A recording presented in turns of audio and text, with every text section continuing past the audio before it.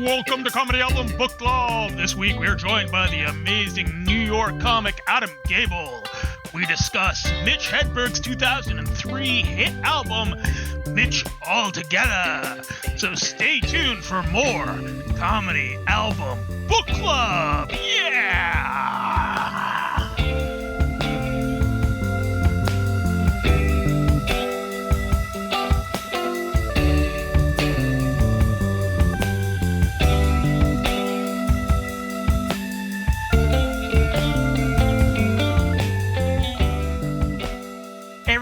Welcome to Comedy Album Book Club. I am your host, Matt Dill. This week we have an awesome guest, flew all the way in from New York, and boy, were his arms tired.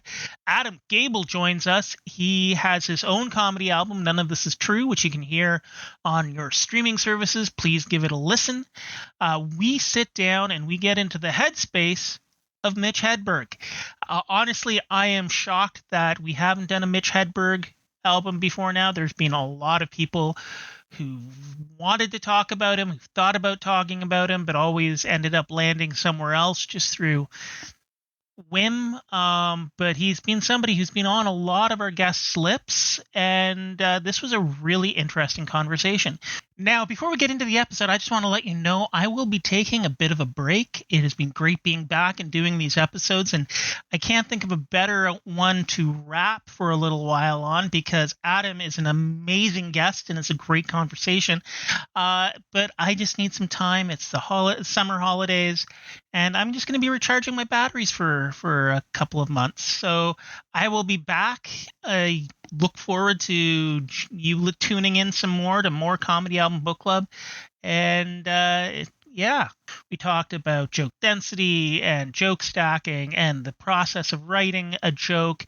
We got a lot into Adam's process, and we talked a lot about Mitch's experience within the comedy world, and how tragically we aren't going to get a chance to hear him talking about things like the internet or cell phones even. He was tragically lost far too young, but the albums are still out there. The specials are still out there. Give him a watch. Give him a listen. And thanks for joining us as we talk Mitch Hedberg's Mitch Altogether.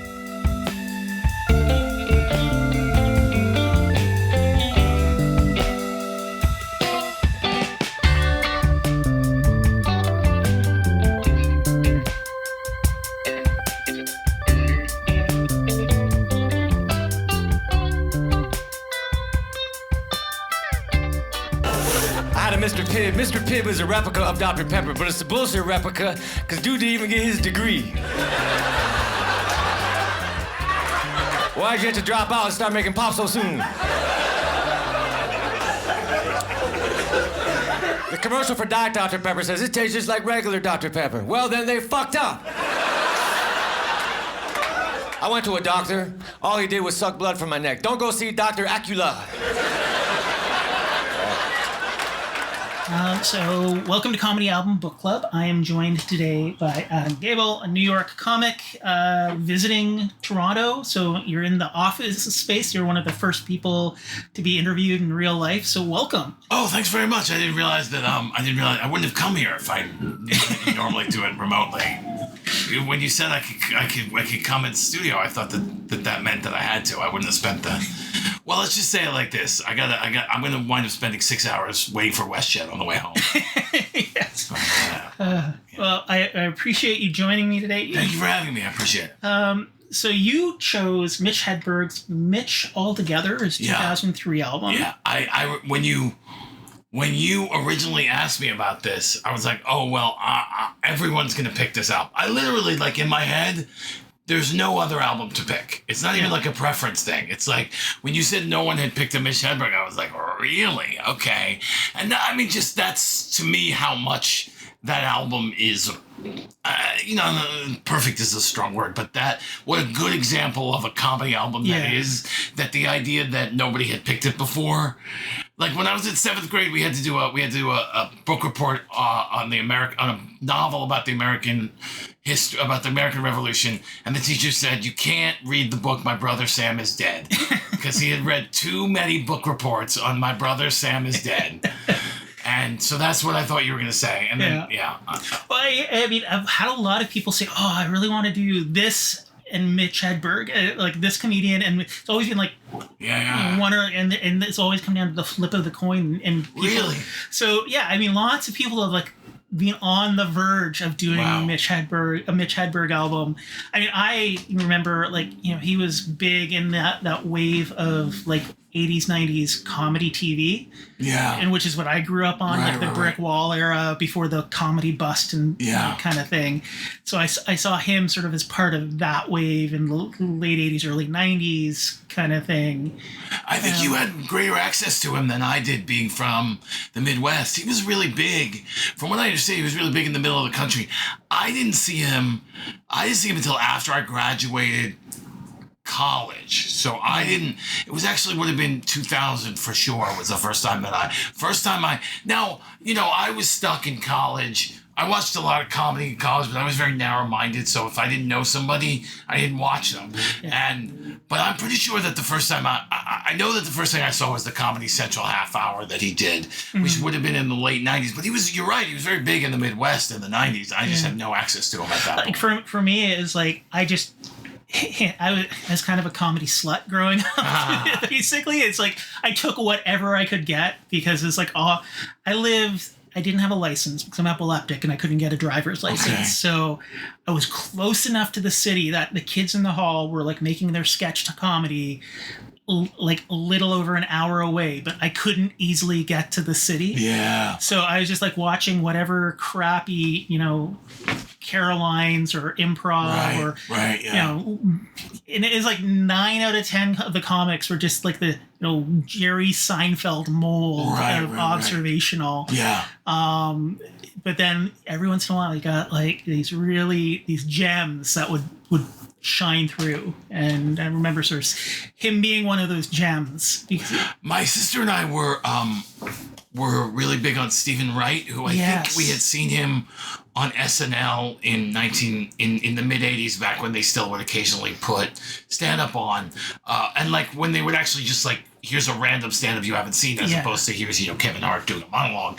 But like you would occasionally turn the show on in the mid 80s and you just see somebody doing stand up. So we saw Stephen Wright, and my sister and I would, I was probably 8 and she would have been 13, so she was probably a lot more savvy about what it was. But the jokes that she really picked out were the ones that stuck with me a lot in my lifetime, and then in my early lifetime. And I would see Stephen Wright on some of the stand-up comedy. We had this thing called Comic Strip Live, which used to air at 11 o'clock. It was originally at Igby's in Los Angeles, and it was Wayne Cotter, and then Gary Kroger took over. And so we'd see, I'd see stand-up like that, but there wasn't anybody doing anything like Steve. You thought Stephen Wright, he was the only one who could do something like that. Yeah. And then, I guess I must have fallen out of interest with stand-up after college. Because I watched, I had Comedy Central, but we used to say that Comedy Central in the 90s was like a guy with a drawer full of movies. And like, he just like, oh, PCU, I haven't played this today. And then like, the thing he opened the drawer again, and he just played History of the World Part 2, so it's on the top. So he's like, all right, I'll put that one in there. Okay. So you occasionally see, I must have seen the same 15 sets from, Jeff Ross or Laura Keitling or whoever was big at the time. I never saw Mitch Hedberg until I got back from, and I remember I went to Birthright Israel in 2000. I got back from Birthright, and my friend Josh Hyman, who's just changed his last name, Josh Ohana, he said to me, I got this new comic, his name is Mitch, and you gotta watch him. And I was like, oh, and I said, what's the last name? And he said, I don't know. He didn't know it. So I had nothing, just Mitch. And then my friend Matthew Piercy, who was from a different Canadian Matthew that I'm friends with, he said, he was watching it. I guess he was up late.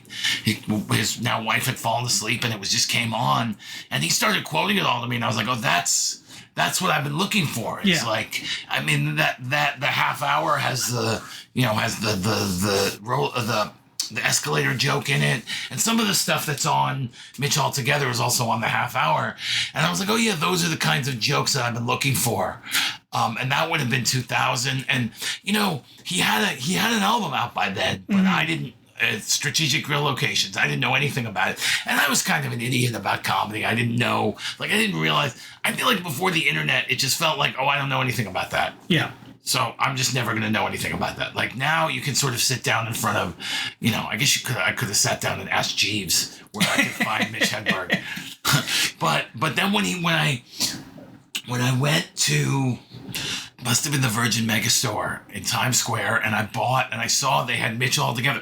It's in I don't know if you've seen the original pack. It's a 2 CD set. Yeah. Right, because the first disc is just the audio, is just the album, and then the second disc is the edited and the non-edited version of the Comedy Central special. Which, if you're a comedian and you haven't seen the non-edited version of the Comedy Central special, you're really gonna watch it, because you see how badly he did. Wow. Yeah, it's really his set was about 40 minutes, or maybe it was like 35, and they cut it down to 22 for Comedy Central. And it looks like they loved him, but if you watch the unedited version that comes along with Mitch Altogether, you could see it really was not going well for him. He sat in the middle of it. He sits down in the back, and he's just sort of reporting his jokes to the floor. And eventually he gets them back, and he stands up and he finishes. You don't see any of that in the 22-minute version. And then there's like a couple more Letterman bits. But to me, on that video, the video disc. But to me, the Mitch Altogether is, the album that he did is really the culmination of everything that he did for comedy. He's got another one called Do You Believe in Gosh that he was working on, but he died before he finished it. Yeah. So if you listen to that, my friend Chase and I always say it's sort of half-baked. It's weird because he's got a good album that he made first, then his second album is amazing, and then his third album is sort of not as good, and it's a weird arc for an artist. Yeah. I mean, if that is sort of like in process. Or, Yeah. Yeah. I feel like him, Stephen Wright, Emo Phillips are all sort of like of that school of like very dense. I almost call it like 1.5 liners, because like they're one liners, and sometimes they dawdle on a little bit longer kind of thing, and he just packs them so densely. Yeah, like I love what I like this album. Just going on the sandwich bit. Right. Whereas, and I can speak, you can speak better with more authority than I can about a New York sandwich. Yeah, right. But, it's true. We went and ordered a sandwich. I'm like, this is 3 sandwiches. But then he's banana bread and man, it was he mastered escalating, but they're still really dense and like quick and snappy. Yeah, right, exactly. And it's really well, one of the things that he does that one of the things that he does that I've taken on a skill is I call it joke stacking. So here's a bunch of jokes on the same subject. So it seems like I'm doing 2 minutes about hotels, but really the hotel bit about the do not disturb is completely different than the 13th floor joke, is completely different than I got the girl's number, it's 0. It's completely different than the 2 trees involved. Those are all, but it feels like it's all one long subject. Yeah. But really those are all individually short jokes. With regard to the thing you said about one-liners, it's this weird, and this is something I started to realize when I was beginning my own comedy career is, one thing about the sort of one-liner comedian, the in quotation marks that we don't really acknowledge in the name is the absurdity of the subjects. And that's one of the things that I think is kind of hard to to pin down when it comes to which comics do it, because Mitch is very like the subway stuff. That's two really long stories, right? Yeah. There's the one story about how when he was in Ireland and he treated the subway as if it was the American consulate. Yes. And then there's the other part about the ducks, and the duck thing is it's a very long. It's like a lot. It's not a one-liner joke. I mean, No. there is the one-liner joke. He says, "I feel like a duck's opinion of me is heavily influenced over whether I have bread." Yeah. But that's not the point of the joke. Yeah. It's a story about how he realized that he could get free, how he could get free food at Subway. And that's really one of the things that I think is masterful, particularly with this album, is there's a lot of stuff that feels like it's all intertwined, and in reality it's not. I mean, the best example of it is there's the album, the track is called Pop. Right, I think it's track 7, right? So the first joke is Mr. Pibb is like a ripoff of Dr. Pepper, but he's a cheap ass ripoff because dude didn't even get his degree, Yes, right? yeah. Right, and then the last part of that track is, he does the athlete's foot joke, and then he says, "I don't even want to be on the cover of Wheaties. I'd rather be on the cover of Rice Krispies," right? Snap, Crackle, Mitch, and Pop, because in Hollywood it's all who you know, and I know Crackle, right? Yeah. Again, Pop. You don't know whether or not that track is referring to the Pop Mr. Pibb or Pop as in Snap, Crackle, Mitch, and Pop. It's a very good, the grouping of random ideas is a good way, I think, on an album like this, because it's easy to do 14 different subjects in 6 minutes, right?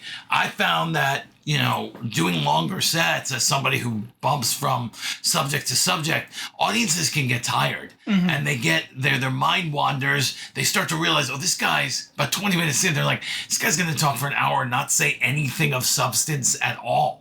Yeah. I can fade away and start to think about my grocery list and come back in, and maybe I'll miss the end of one joke, but I'll be right there. So it's hard to keep audiences involved in that kind of thing. It's not just, it's surprising, even as somebody who does a lot of short jokes, it's surprising how much an audience can stop listening after they've laughed at too many jokes. Yeah. Well, I mean, on your album, none of this is true. I find you have a Hedberg-esque cadence, Right. For people who do these short jokes, I find that the delivery is that much more important. Yeah, I think in so a lot too. of ways. Like Phillips and Wright, Yeah. and yourself and Hedberg, you all have a very distinct personal voice. It's not like you sound alike. Yeah. But it's unique to the material, and it helps the material flow in a lot of ways, I find. Thank you. I think that's right. I mean, I think that when you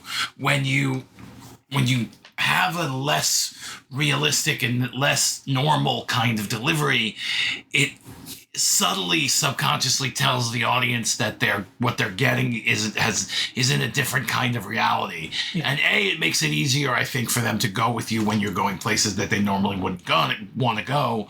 And B, also lets them know, okay, I'm not missing anything. Yeah. There really is nothing here. This is just another joke about sesame seeds. This is not, there's no subtext here that I need to think about. Yeah. And I actually find that, I mean, I don't know if it's maybe like how I grew up in comedy and comedy appreciation, but I find like it's much more challenging to get something really funny in such a dense package than like, 2 minutes or 3 minutes or 4 minutes is like, I mean, the longest track on here is 4 minutes, 19 seconds. Yeah. And that's like 5 or 6 actual jokes. Yeah.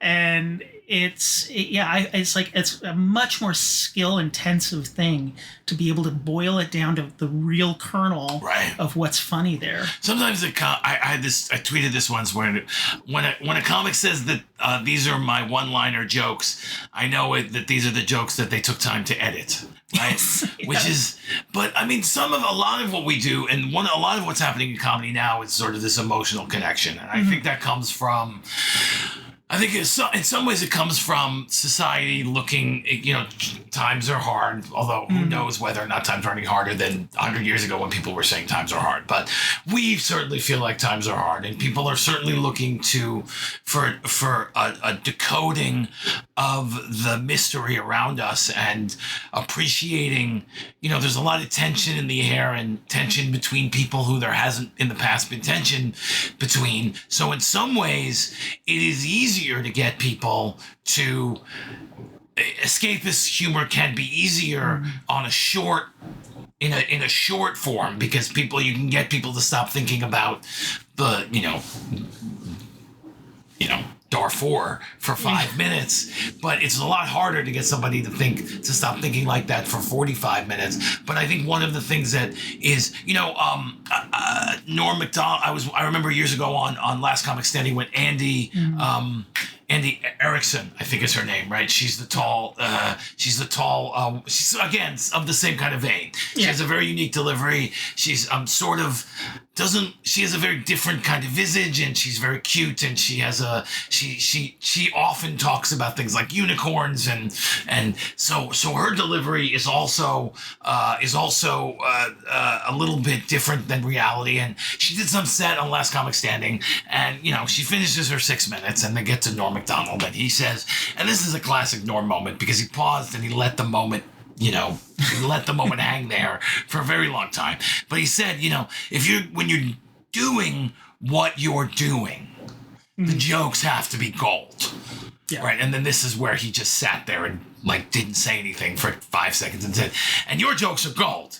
So she was like, oh, thank God. It could have very easily been, and you suck. Yeah. But he said, your jokes are gold. And I think that's true. I think that the joke, if you're not really saying something and you're not connecting to someone on an emotional level, then what you're saying has to be so right on that it tends to elicit huge laughs consistently. Yeah. But I've also found that it can be hard for those of us who are used to that kind of thing. Yeah. Then you get a big audience, and there's some people in there who don't quite understand why is he talking about nothing.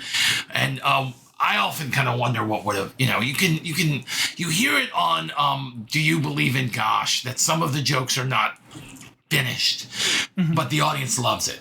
Yeah. And I mean, obviously everything on this album is polished and really put together, but I almost want to hear from Mitch an album where he was not good, where they didn't like it, or he was, or maybe the jokes were really strong and they didn't laugh, and what that was like. You never got that from Mitch, I think, because at the time, comedy, there was not that pulling back the curtain on comedy that we see now, where it's like there's nothing wrong.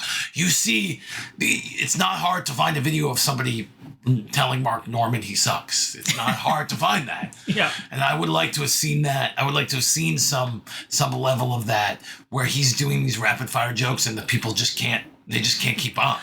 I have to wonder, in this Instagram, TikTok world, I think his type of humor and delivery is almost built for it. Yes. It's a shame that we lost him so young and so tragically, because I think he would be bigger now than ever. I think that one of the things that comes with that kind of writing is volume. He was around from whatever, let's say 1990, right, to 2005, right? Yeah. Or 2005 is when he died. And so he's 15 years doing comedy. We got 3 albums, right? So how many jokes did he write that you didn't? I mean, not to. There's a lot of volume and a lot of, this joke makes sense and is funny to me. But I think it would have been fun to be a follower of his and to see what the jokes that didn't work seemed like and how he dealt with them. But I'm not necessarily of the mind that he would have, album-worthy. He would deliver 3 album-worthy tweets every day, just because and it's not. I don't think that it's shitting on him. I think it's just there's a volume there, and there's a certain amount of stuff that just doesn't work.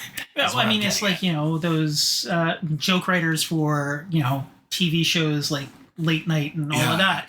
They have to write 300 jokes a day, and maybe two, maybe make it to the monologue or make it onto a desk bit. So it's, like you said, volume. Yeah.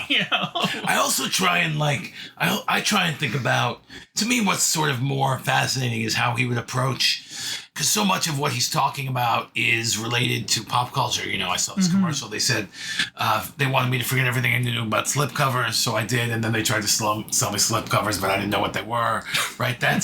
And then there's I'm trying to think if there's another one that is specifically related to something happening. Well, the DoubleTree joke, I don't know, right? I don't know what hotel I'm staying at, but I can't tell you that there are two trees involved. So I try and think about what would he write, what kind of jokes would he write about the things that we have today that we didn't have. I'd like to hear a cell phone joke from Mitch Hedberg. And internet jokes. Yeah, internet jokes. I mean, and that actually is something that it helps me because anytime that there's something out and I go, that's out, that wasn't out in 2005, I think, well, how would Mitch think about this kind of situation?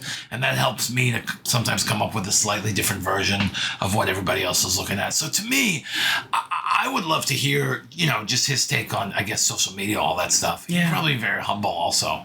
Be interesting. As far as your process for developing these short jokes, what do you go through to write those? Interesting. I'm like a almost always writing backwards kind of guy. Like I'll come up with what I think the punchline would be, and then I'll try and write the I'm gonna look at something that's half done like that.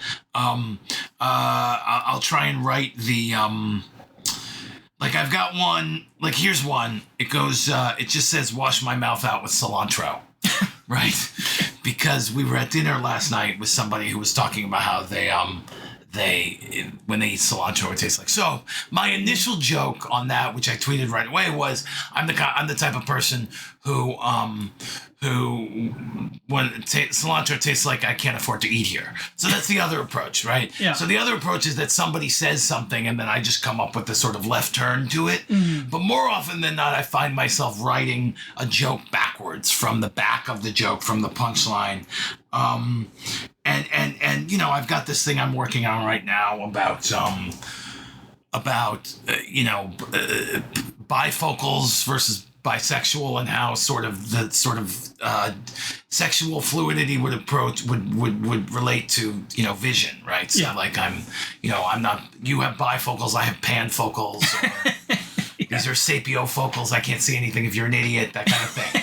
So that's a lot of what my joke process is how can I put these two things that are sort of disparate? I find the connection, and then I try and color that in, as opposed to, I think a lot of people write, a lot of more emotional comics write from the front of the joke, how they feel about the particular situation.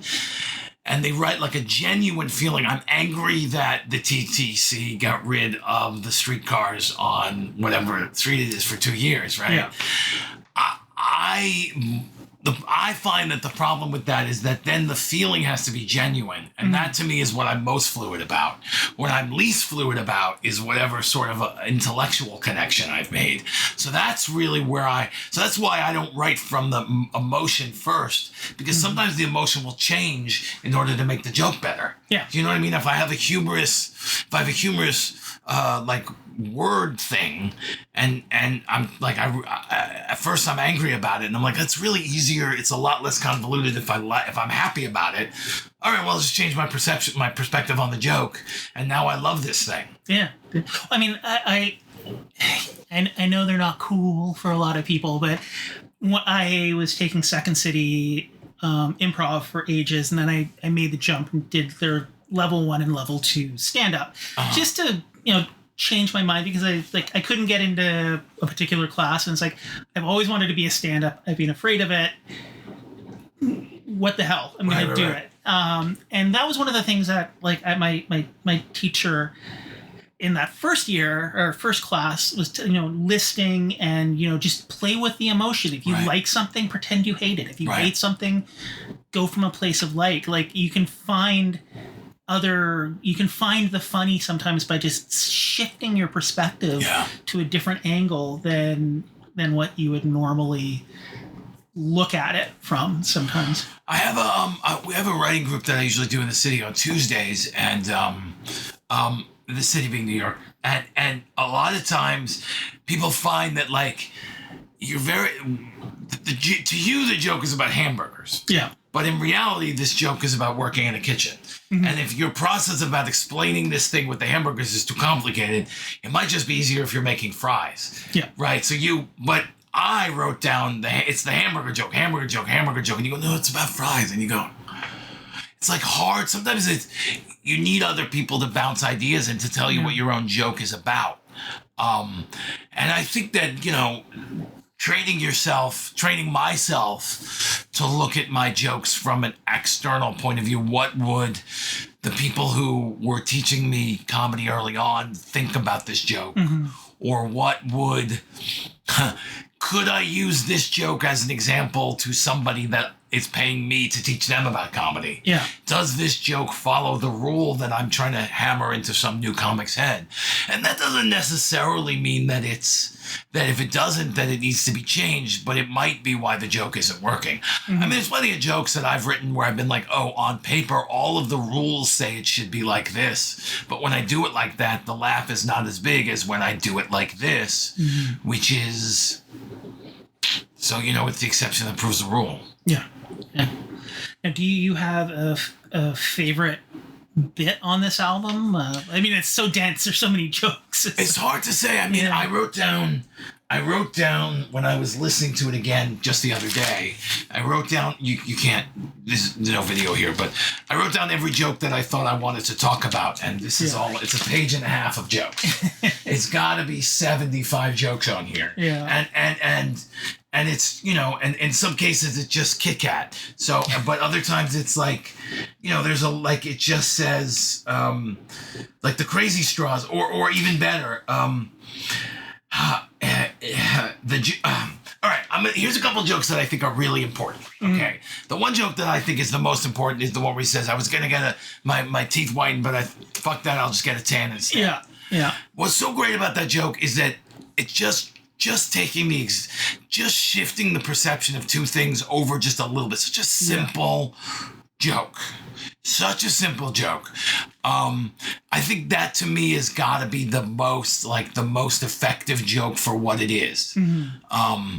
Because that's all it is. That's all that joke is. It's just that one thing. Yeah. I mean, to me, the arrow and the target stuff is what is the best flow of because it starts with he goes, I got a cold sore, I put Carmex on it, I don't know if it heals a cold sore, but it does make it shiny and more noticeable, right?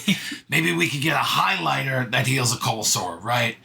Oh no, it's like a cold sore highlighter. And he says maybe we could get an arrow that heals a cold sore. I don't like an arrow because it tells me what I'm trying to do, right? Screw you, I'm not going to do what you said. Screw you, 2/3 of a triangle, right? Then he goes, imagine getting killed by an arrow. Look at that. Oh, this guy died. Let's go that way, right? And then he goes, and then there's a Target joke. I tried to go to Target, but I missed. I think the entrance to Target should have people all splattered around. When I finally get in, people say, can I help you? Go, no, I'm just practicing.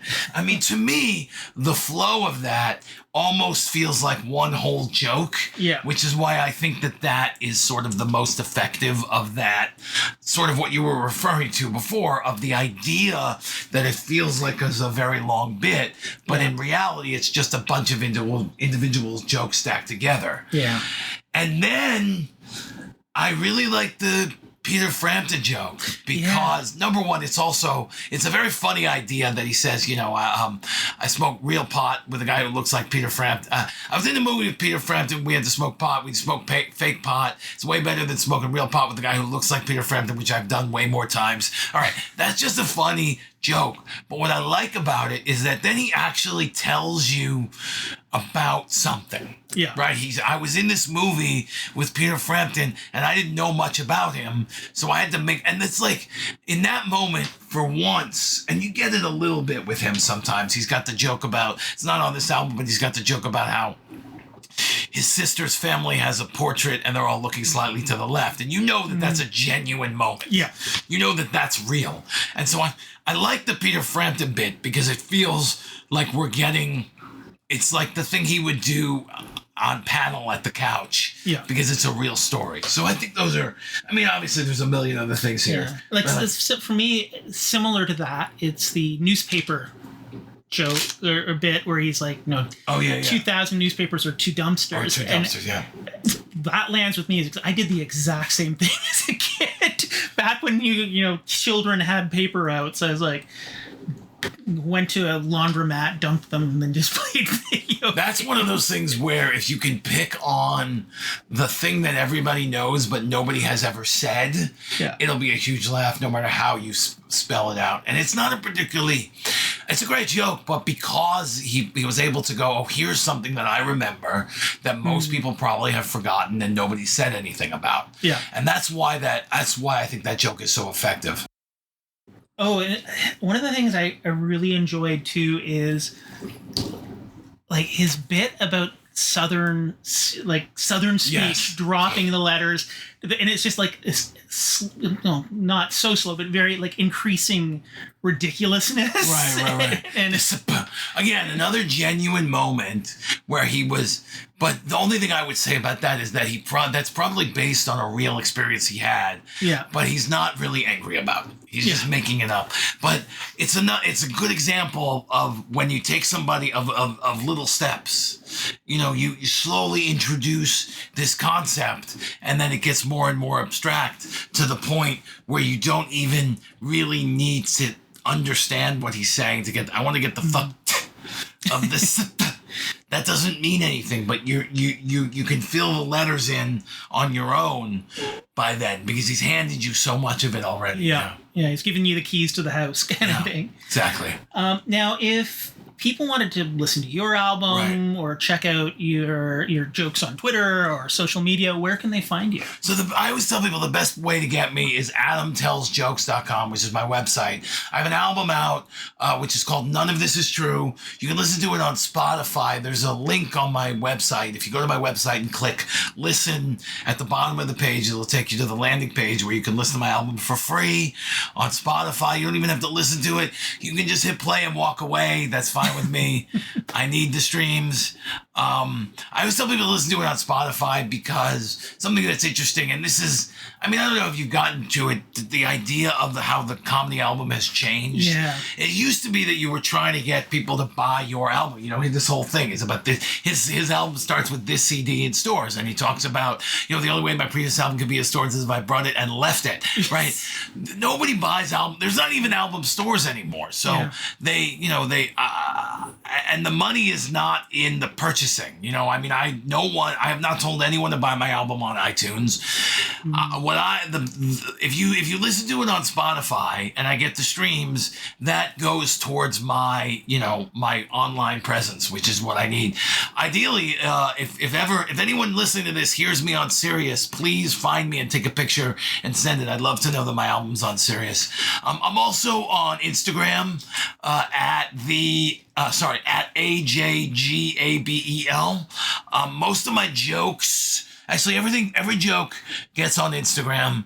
I'm also on Facebook if you're older. The only thing that I do on Facebook that I don't do on Instagram is I post these memories from years in the past. And I was writing a lot of jokes during the pandemic. So anything between in the second half of the year, I'll repost my jokes from the pandemic. So it's a good way to get more content from me if you're looking at older stuff. But if you get me on Instagram, you'll pretty much get everything I put out these days. That's awesome. All right. Well, thanks very much for making the trek up to Toronto from New York. Well, I will be sending you receipts. There's a plane flight that you need to reimburse.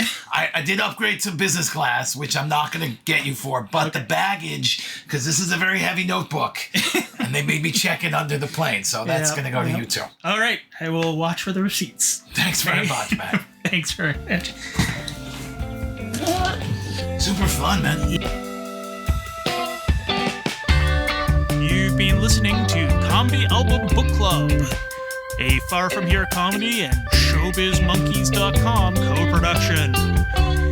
Music today was performed and produced by Glenn Bouchon, Tim Matthews, Edith Falkenberg, and Jim Spruill, also known as the Something Something Quartet. Thanks for listening, and tune in next next week to Comedy Album Book Club.